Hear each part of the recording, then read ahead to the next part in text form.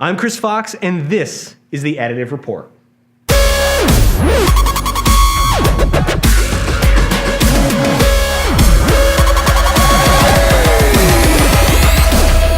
3D printing has been around for a long time.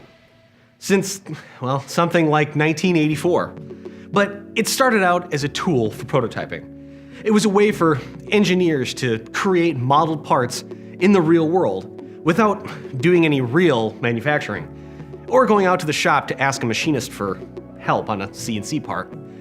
Then the fourth industrial revolution arrived, or the additive revolution, or the maker revolution, whatever you want to call it. 3D printing patents started to expire, and suddenly prices dropped, and these wondrous machines became commercially available. But all the public at large started to make was tchotchkes, toys for their desks or cell phone cases. Industrial 3D printing is only starting to take effect as prices continue to drop while quality and capabilities are rising. But right now, this very moment, how does 3D printing fit in a job shop?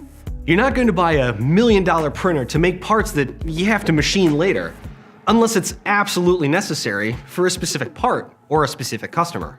But accessible 3D printing is already being used in shops. 3D printed fixtures for welding, dies, or CNC machines are cheaper and quicker to develop, making the entire process of getting a part to market faster and more efficient.